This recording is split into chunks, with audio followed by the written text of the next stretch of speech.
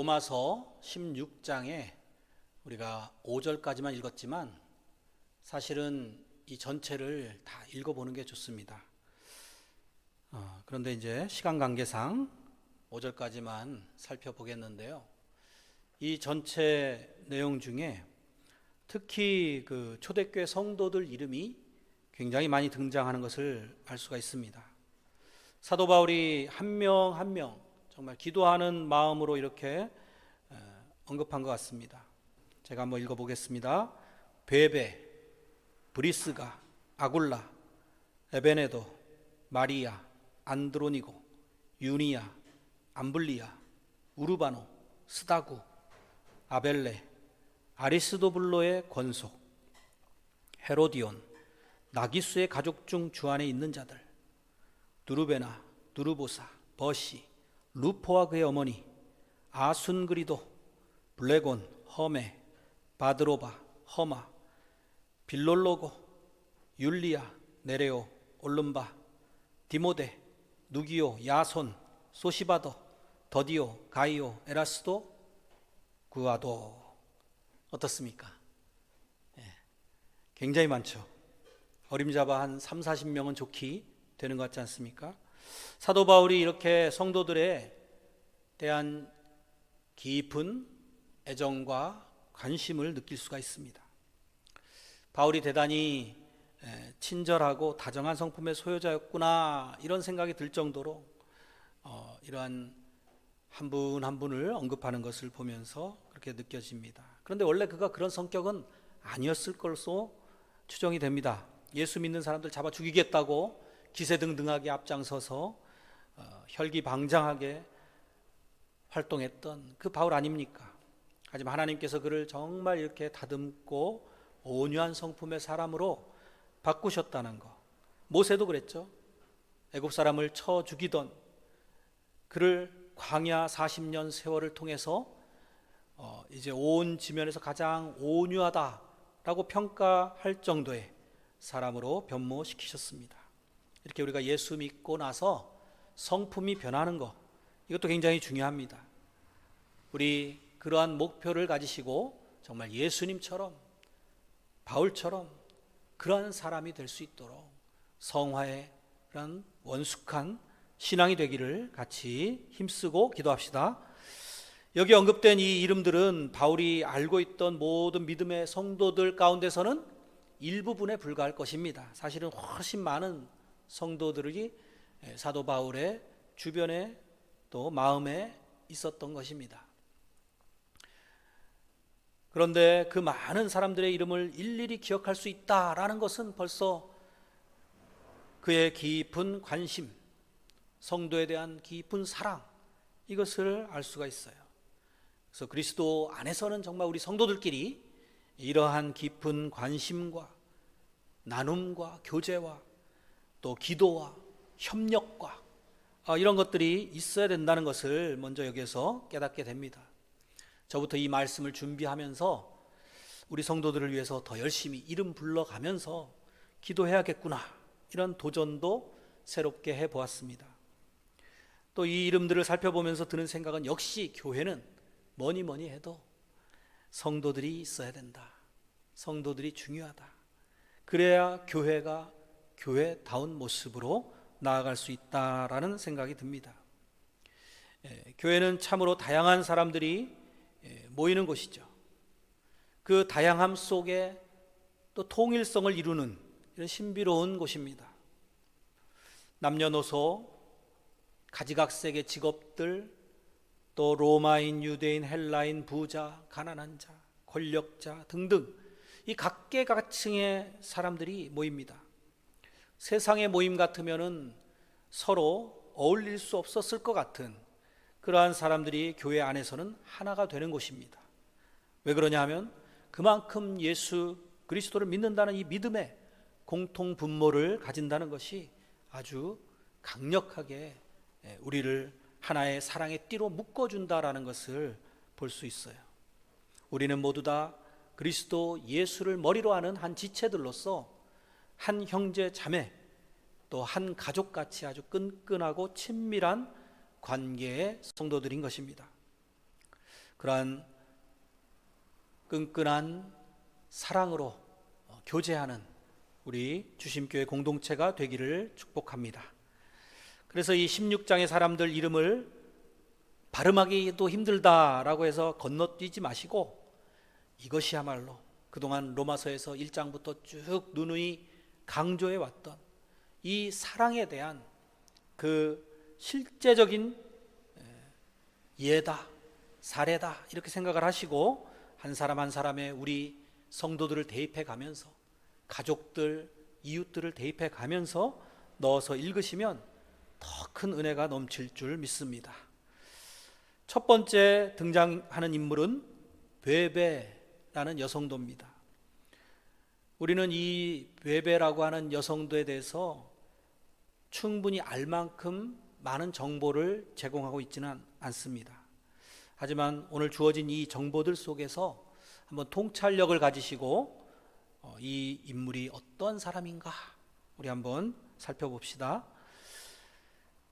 그가 제일 먼저 언급이 되었다라는 것에서, 또 여러 가지 그 정황을, 문맥을 통해서 성경학자들이 추론하기를, 이 로마서를 가지고, 바울이 쓴 이 로마서를 가지고 고린도에서부터 로마시까지 갔던 그러한 여성이었을 것이다 라고 추정합니다. 그래서 바울이 이제 이 편지를 가지고 가는 그들 앞에 이제 도착을 했을 때 이제 그걸 읽을 거 아닙니까? 거기에 로마교회 성도들이 이 베베라는 여성이 이런 사람이구나, 그러면서 그를 어떻게 잘 대우해 줘야 되는지 하는 것이 오늘 1절과 2절에 이야기되고 있는 것입니다. 우리 한번 1, 2절 같이 읽어보겠습니다. 내가 겐그레아 교회 일꾼으로 있는 우리 자매 베베를 너에게 추천하노니 너희는 주 안에서 성도들의 합당한 예절로 그를 영접하고 무엇이든지 그에게 소용되는 바를 도와줄지니 이는 그가 여러 사람과 나의 보호자가 되었습니다. 당신은 오늘날처럼 교통이 편리하지 않았던 때 아닙니까? 더군다나 여성이 장거리 여행을 한다는 것은 많은 난관들이 있었을 것입니다. 또 무슨 인터넷이 발달했다든지 택배가 있었다든지 이런 것도 아니기 때문에 직접 사람이 편지를 가지고 가야 되는 그러한 시절이었습니다. 그것을 이제 이 베베가 역할을 감당했다라는 것입니다. 다들 바쁘다고 핑계를 댔을 수도 있고요. 또 이건 힘든 일이기 때문에 선뜻 나서는 사람이 없었을 수도 있겠습니다. 그런 상상도 돼요. 이 베베라고 하는 여성의 이름 뜻은 밝고 찬란하게 빛난다라는 그런 뜻을 가지고 있어요. 그 이름을 볼 때에 그의 부모가 이방인이었지 않았을까 또 생각해 볼 수 있는 이름입니다. 그러한 그녀가 예수님을 믿고 구원받고 주 안에서 이제 한 가족같이, 한 형제 자매같이 소속이 되었습니다. 우리 모두는 다 구원받고 한 형제 자매들로서 한 가족처럼 그러한 성도들의 관계가 되는 것입니다. 나이가 많든 적든 간에, 남성이든 여성이든 간에 주 안에서 한 가족으로 부름을 받습니다. 참 이것은 신비하고 놀라운 일입니다. 교회 안에 있지 않으면 우리는 생판 서로 어울릴 수 없을 것 같은 사람들인데, 오늘날 이렇게 주 안에서 믿음의 한 식구가 되었다라는 사실을 우리가 생각할 때 참 놀랍고 감사한 일입니다. 그리고 더군다나 주님의 일에 이제 동참하는 자리에까지 나아갔다라고 하면은 많은 은혜를 받은 자다라고 알 수가 있습니다. 은혜를 받지 않고 어떻게 봉사를 하겠습니까? 그러한 은혜를 받은 이 여성 베베를 통해서 우리도 역시 그러한 은혜를 받았다라는 것을 또 생각해 볼 수가 있습니다. 그 먼 길을 마다 않고 편지를 가지고 가는 그 모습, 그런데 앞장설 수 있는 그러한 희생적인 믿음의 인물이구나. 그러한 인물이 과연 오늘날에는 얼마나 존재할까라는 것까지 또 생각해 보게 되죠. 갈수록 그러한 믿음이 식어가고 있지는 않습니까? 1절에서 추천하다라는 단어가 나오죠. 왜 이런 단어를 썼을까라는 것을 당시 그 문화 배경 속에서 보면은 이제 편지를 들고 가는 사람, 그러한 사람에 대해서 신분을 보장할 그런 말을 이렇게 남겨주는 것이 상례였던 것입니다. 그래서 이 추천하다라는 뜻에는 기본적으로 이제 소개한다라는 뜻도 들어있고요. 또 아무렇게나 소개하는 게 아니라 칭찬하는 그러한 말로서 소개하는 것입니다. 이러한 일들이 이제 바울 시대의 관습처럼 있었던 일입니다. 예를 들어서 이제 어떤 그 성도가 낯선 도시를 여행하게 됐을 때 거기에 믿는 형제들을 찾아가서 이제 이러한 추천서를 내밀면은 그러면 그 형제들이 숙식을 제공하고 또 안전을 제공합니다. 당시에 이제 여행을 하다 보면 숙박하는 곳도 안전하지 못했어요. 그리고 또 굉장히 퇴폐스럽고 좋지 않은 죄악된 그런 모습들을 또 겪어야 되지 않았겠습니까? 믿는 사람들로서는 그러한 데 가는 것보다 믿음의 형제 자매들의 그러한 집에서 같이 교제하는 것, 이게 훨씬 좋았겠죠. 또 약탈과 절도가 일어날 수 있는 이런 상황들, 그러한 곳에서 이 믿는 성도들끼리 얼마나 의지가 되었겠습니까? 그래서 이 추천을 받은 베베는 아마도 많은 환대와 보살핌을 받았을 것이다 라는 것을 알 수 있어요. 이러한 추천의 상황들은 신약 성경에서 곳곳에서 찾아볼 수 있는데요, 몇 가지 구절을 통해서 여러분들에게 한번 예를 들어보겠습니다. 사도행전 18장 27절입니다. 아볼로가 아가야로 건너가고자 하므로 형제들이 그를 격려하며 제자들에게 편지를 써 영접하라 하였더니 그가 감의 은혜로 말미암아 믿은 자들에게 많은 유익을 주니. 고린도후서 8장 18절도 보겠습니다. 또 그와 함께 그 형제를 보내었으니 이 사람은 복음으로써 모든 교회에서 칭찬을 받는 자요. 당시 어떤 성도가 오면 이렇게 추천하는, 칭찬하는 그러한 말이 담긴 편지를 권위자로부터 받아가지고 오면은 그를 이제 믿고 신뢰하고 영접하는 그런 일들이 있었던 것입니다. 여기서 또 보면은 그는 우리의 자매이며 일꾼이다라는 표현을 하고 있습니다. 그리고 2절에서는 그는 우리를 돕는 보호자다라는 표현도 쓰고 있어요. 이 보호자라는 말은 돕는다 또는 후원한다 이러한 뜻도 담겨져 있는 단어예요. 그러니까 이 단어에서 또 유추해 볼 수 있는 게 이 베베라는 여성이 남을 도와주기를 즐겨했고 또 도울 만한 넉넉한 형편의 사람이었구나라는 걸 알 수 있습니다. 이 단어 속에는 그렇게 조금 어느 정도 환경이 여유로운 풍족한 사람에게 이 단어를 당시에 사용을 했습니다. 그래서 참 돈이 있어도 베풀지 못하는 사람도 있지 않습니까? 우리는 그래서 믿는 사람이라고 무조건 가난해야 된다 이런 법칙은 없어요. 오히려 이렇게 필요한 물질이 주어지면 그걸 가지고 나누고 도울 수 있는 이러한 사람들이 초대교회에 많이 있었습니다. 그러니까 사도 바울도 선교를 하는데 많은 도움을 받았던 것이죠. 이 베베라고 하는 여성에게서도 도움을 받았다라는 것을 알 수가 있습니다. 또 이 여성은 겐그레아 지역에 있는 교회의 일꾼이었다라는 걸 알 수 있습니다.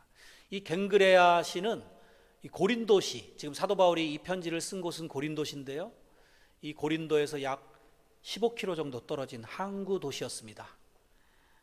베베는 틀림없이 이 겐그레아 교회에서도 중책을 맡았던 인물이다라고 볼 수 있습니다.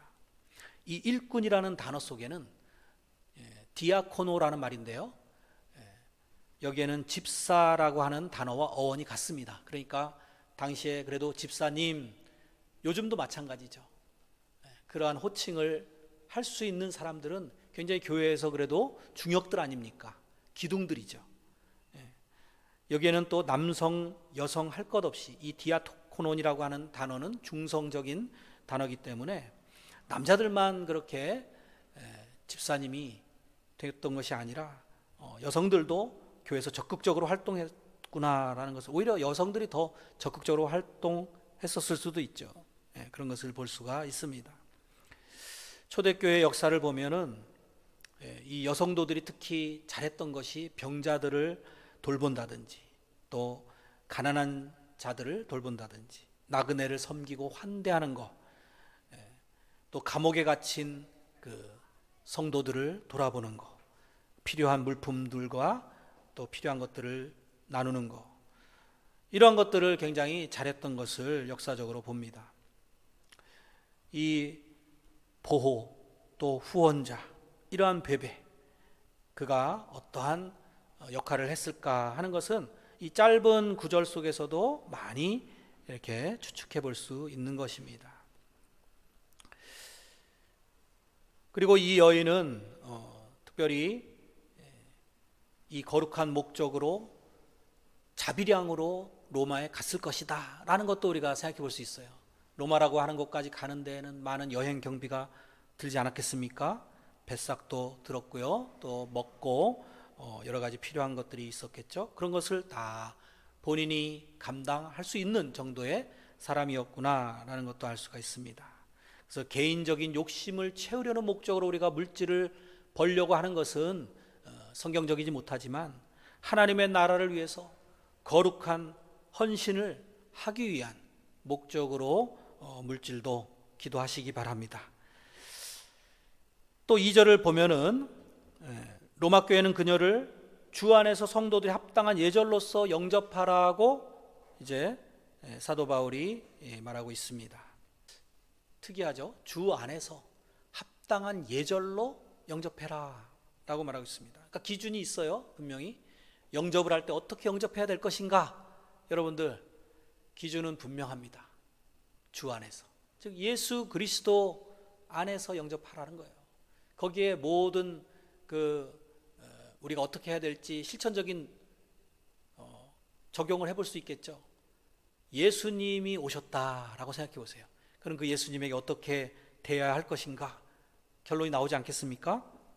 마태복음 25장에서 예수님께서 이렇게 말씀하셨습니다. 40절에 임금이 대답하여 이르시되 내가 진실로 너희에게 이르노니 너희가 여기 내 형제 중에 지극히 작은 자 하나에게 한 것이 곧 내게 한 것이니라 하시고, 그러니까 우리가 사람들을, 나그네를 대접하고 또 사람들을, 어려운 이들을 돌보아주는 것, 그것을 예수님께 한다라고 생각을 하고 하시면 됩니다.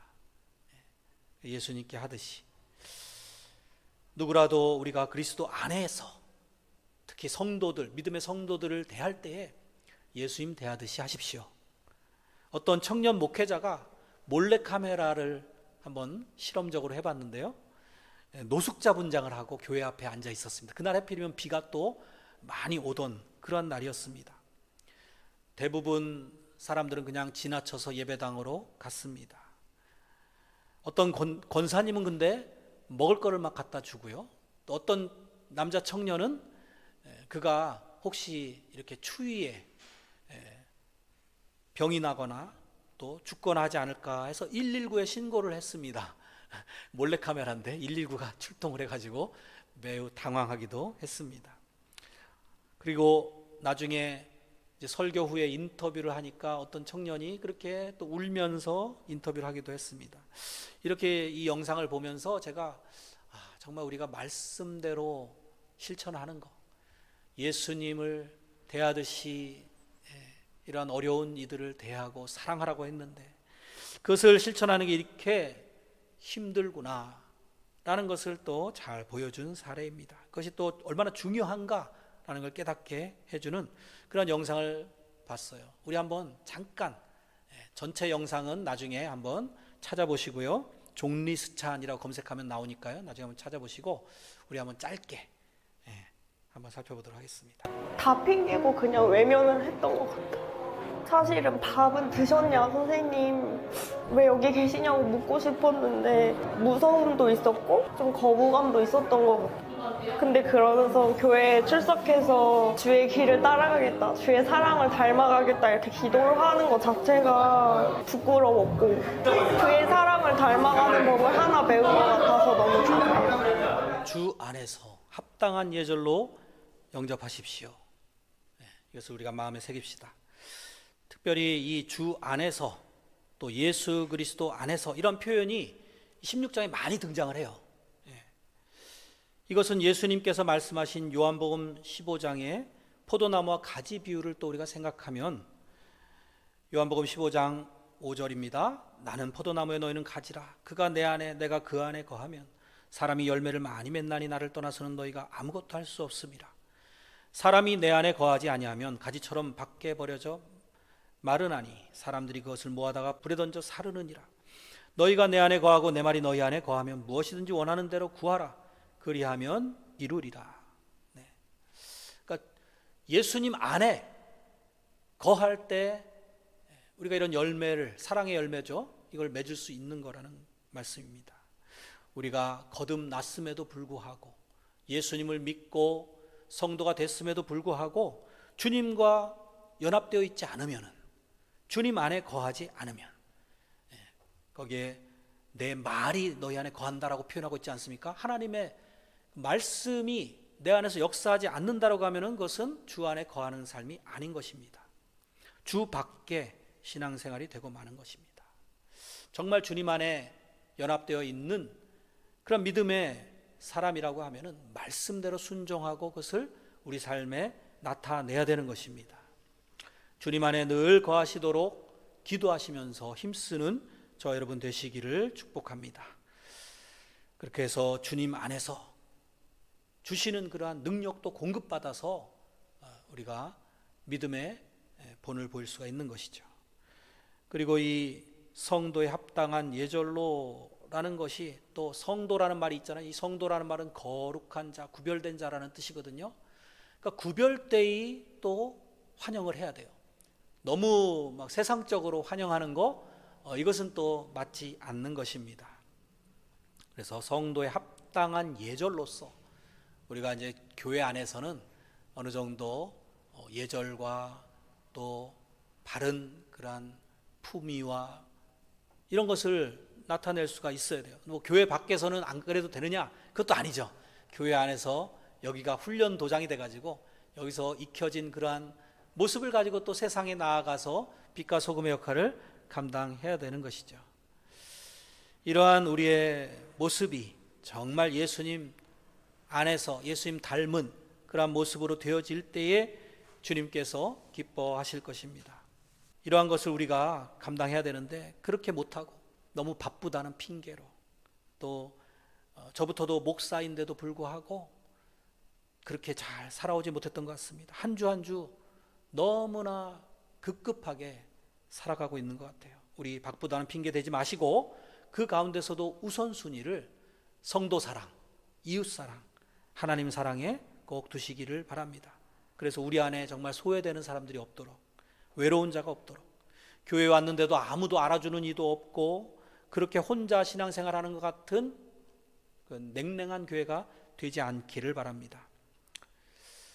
그녀가 바울을 위해서 무엇을 했는지, 갱그레아 교회에서 어떠한 중책을 감당했는지 이런 것을 구체적으로 알지는 못하지만 바울이 그녀를 매우 아끼고 칭찬했던 것을 볼 때 그녀의 헌신과 충성됨이 남달랐음을 엿볼 수 있습니다. 그리고 성도들이 주님의 사랑으로 그녀를 맞이하는 것이 얼마나 중요한가라는 것도 오늘 말씀 속에서 충분히 살펴보았습니다. 특히 이 로마서가 얼마나 또 위대하고 중요한 서신입니까? 이 위대한 서신, 믿음으로 의롭게 된다라고 하는 그것을 체계적으로 설명해서 마틴 루터를 통해서 종교개혁을 이루어서 오늘날 개신교가 탄생을 했고 우리들이 이렇게 믿음 생활을 할 수 있게 되었다. 거기에 중간에 중요한 역할을 했던 여성이 이 베베다라는 것을 생각하면서 우리는 그에게 빚진 자들입니다. 우리 모두는 그래서 그녀를 칭찬하고 그녀의 도움을 받았음을 고백하는 이방인들이에요. 우리 감사의 고백을 한번 해봅시다. 따라서 해보세요. 베베 성도님 감사해요.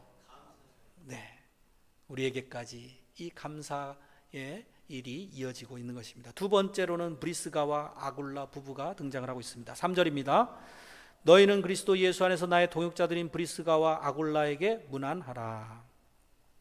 브리스가와 아굴라, 다른 곳에서는 브리스가를 브리스길라라고도 나오는 그런 여성이고요. 아굴라는 남편입니다.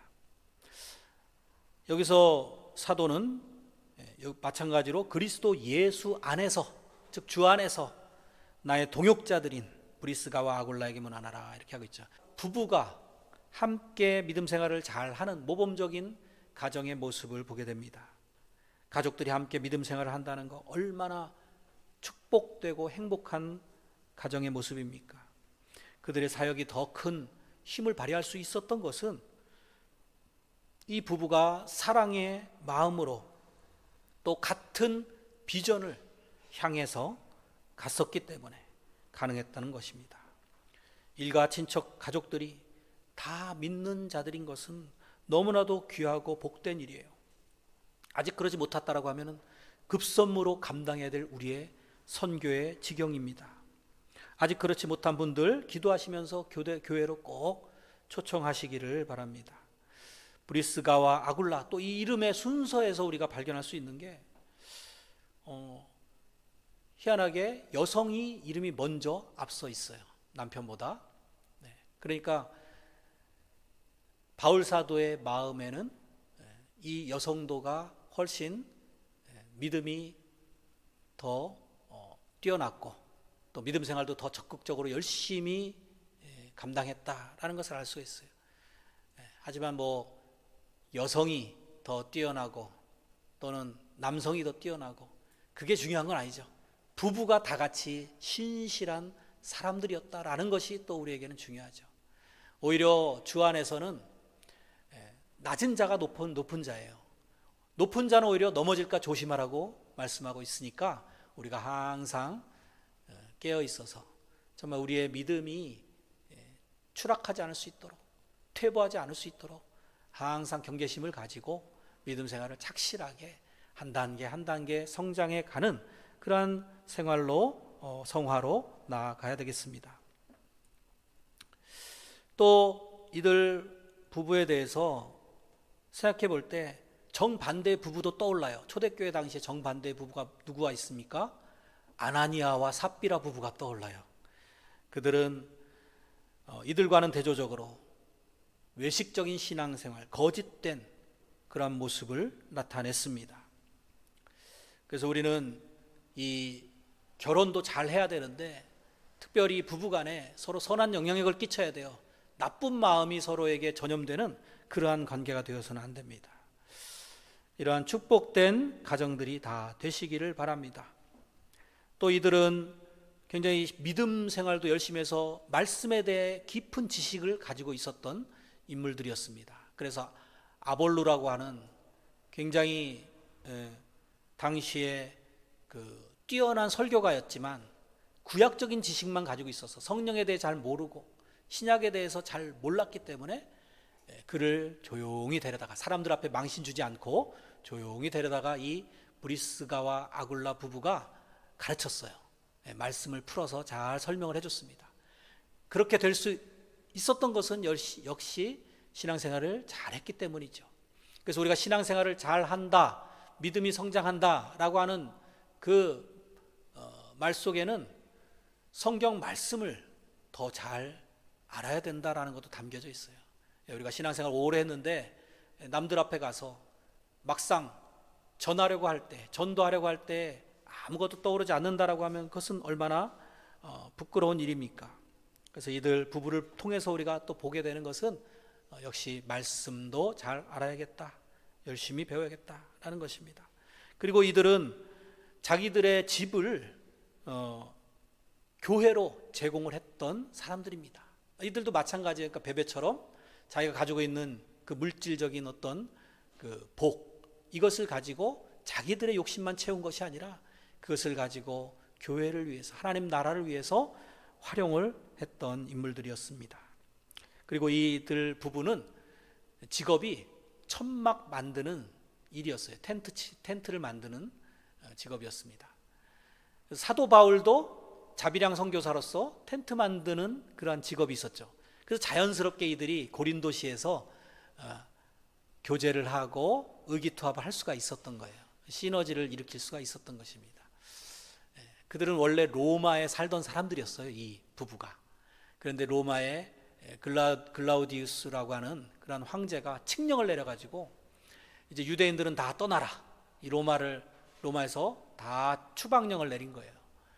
그래서 쫓겨오다시피 해서 고린도시에서 정착을 하게 되었던 사람들인데, 지금 이들이 언급되고 있는 것은 이들이 또 여러 루트를 통해서 지금 이 시점에서는 이제 나중에 로마로 또 가서 이 부부가 활동을 하게 된다라는 것도 보게 됩니다.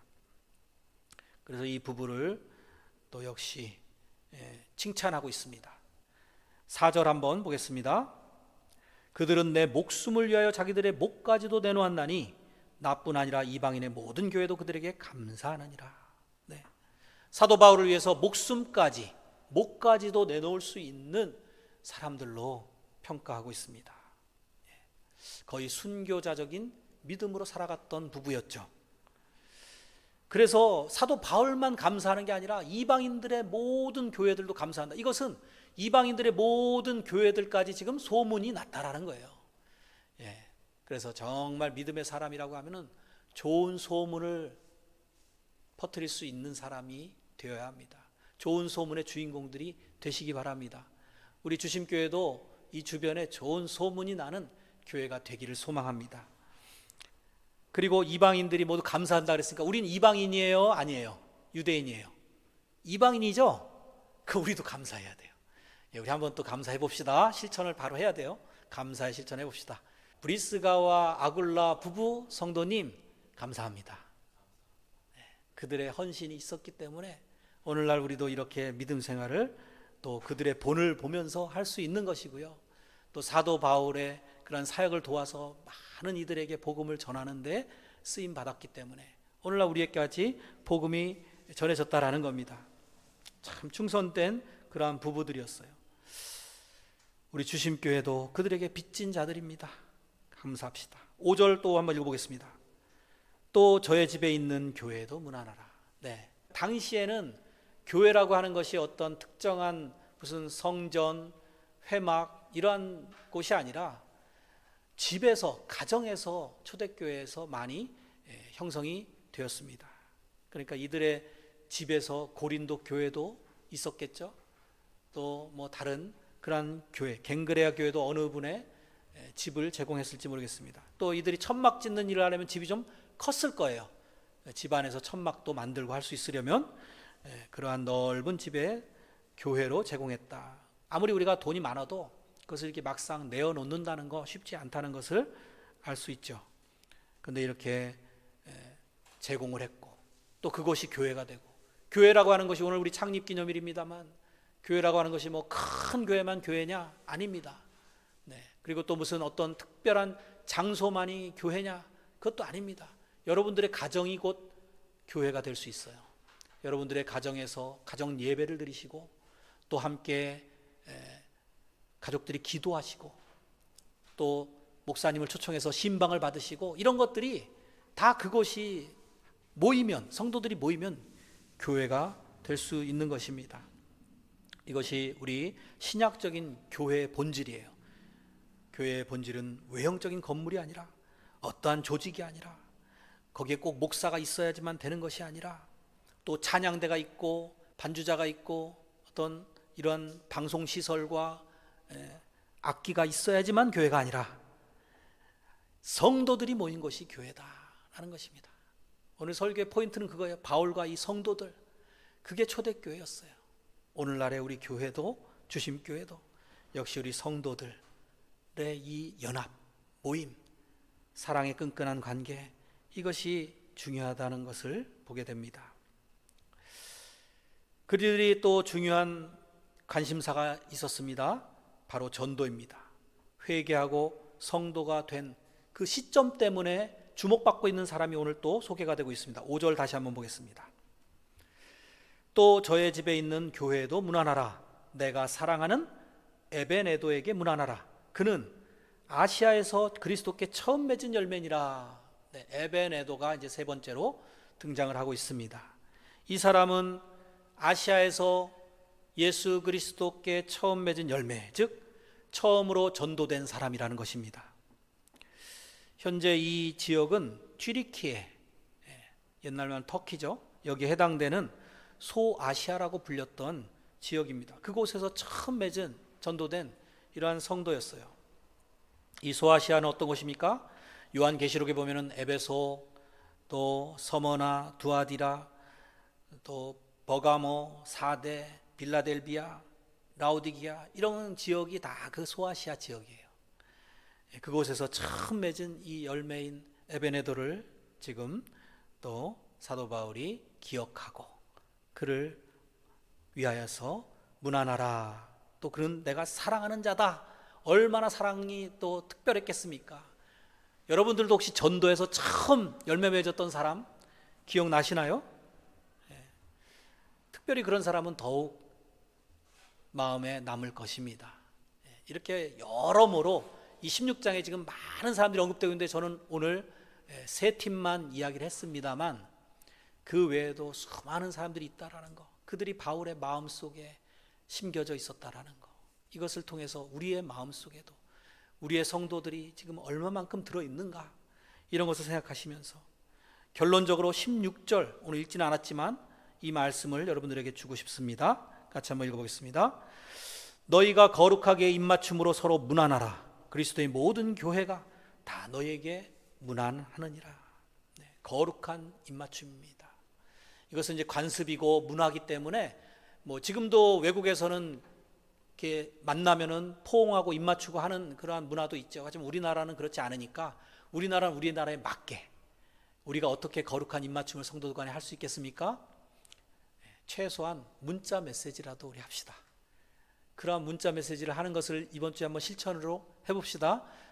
그렇게 해서 자주자주 교제를 나눠야 되겠어요. 교회 안에 모였을 때는 또 사랑으로, 예수 그리스도의 사랑으로 서로 영접하시고 정말 그 거룩한 입맞추듯이 그렇게 사랑을 나눕시다. 정말 그 앞에 붙은 거룩한이라는 말을 잘 구별해야 돼요. 아까도 나왔죠. 예절로서, 그리스도 예수 안에서의 정말 성도다운 예절로서 우리가 서로 뜨거운 사랑을 나누는 그러한 믿음의 형제 자매들이 다 되시기를 다시 한번 권면드립니다. 사랑하는 성도 여러분, 이렇게 바울의 주변에는 서로 섬기고 사랑하고 동역하는 귀한 헌신된 성도들이 있었습니다.